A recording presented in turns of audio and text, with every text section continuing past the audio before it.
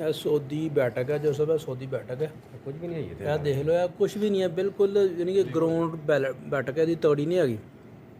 ਇਹਦਾ ਆਰਕੀਟੈਕਚਰ ਦੇਖੋ ਤੁਸੀਂ ਉੱਤੇ ਛੱਤ ਜਿਹੜੀ ਬਣੀ ਹੋਈ ਹੈ ਫਿਰ ਉਹ ਸਾਹਮਣੇ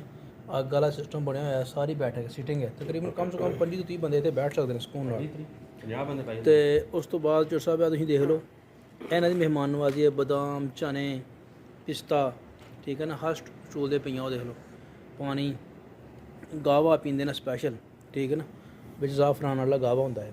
ਤੇ ਬਹੁਤ ਮਜ਼ਬੂਤ ਗਾਵਾ ਹੁੰਦਾ ਹੈ ਠੀਕ ਹੈ ਨਾ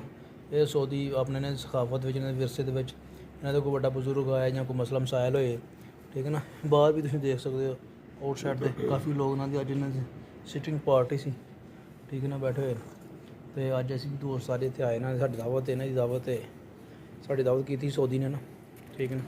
ਤੇ ਅਸੀਂ ਅੰਦਰ ਆ ਕੇ ਬਹਿ ਕੇ ਖਾਣਾ ਖਾ ਕੇ ਹਰ ਡਿਸ਼ ਦੇ ਵਿੱਚ ਤਕਰੀਬਨ ਇੱਕ ਬੱਕਰਾ ਹੀ ਤਕਰੀਬਨ 7 ਤੋਂ 8 ਕਿਲੋ ਵਾਲਾ ਬੱਕਰਾ ਜਿਹੜਾ ਹੁੰਦਾ ਨਾ ਉਬਾਲ ਕੇ ਰੱਖਿਆ ਨਾਲ ਚਾਵਲ ਅੰਡੇ ਉਹ ਜਿਹੜੇ ਪੈਪਸੀ ਵਗੈਰਾ ਤੇ ਚੁੱਲ੍ਹੇ ਇੱਥੇ ਆਮ ਆਣਾ ਪਾਣੀ ਸ਼ਾਨੀ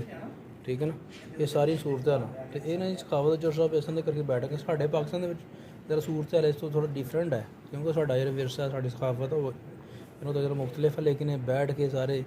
ਕਬਾਇਲਾਂ ਤਰ੍ਹਾਂ ਕੰਮ ਕਰਦੇ ਨੇ ਜਿਹੜਾ ਵੀ ਹੈ ਇਹ ਕੁਰਸੀਆਂ 'ਤੇ ਬੈਠਣਾ ਪਸੰਦ ਨਹੀਂ ਕਰਦੇ ਇਹ ਲੋਕ ਥੱਲੇ ਬੈਠਣਾ ਬੜਾ ਪਸੰਦ ਕਰਦੇ ਨੇ ਲੇਕਿਨ ਕਾਰਪੇਟ ਪਏ ਨਾ ਬੜੇ ਖੂਬਸੂਰਤ ਕਿਸਮ ਦੇ ਅਤਾ ਕਿ ਸਭ ਤੋਂ ਡਾਊਨ ਕਿਸਮ ਦੀ ਆਪਣਾ ਇਹਨਾਂ ਦੀ ਬੈਠਕ ਹੈ ਕੋਈ ਇਹਦੀ ਤਗੜੀ ਨਹੀਂ ਹੈਗੀ ਅਗਰ ਇਸ ਤੋਂ ਤਗੜੀ ਹੁੰਦੀ ਤਾਂ ਮੁਮਕਿਨ ਹੈ ਕਿ ਆਲੀਸ਼ਾਨ ਪਰਦੇ ਵਗੈਰਾ ਅੱਗੇ ਪਿੱਛੇ ਲੱਗੇ ਹੋਣੇ ਠੀਕ ਹੈ ਜੀ ਇਹ ਸਹੂਲਤ ਹੈ ਓਕੇ ਜੀ।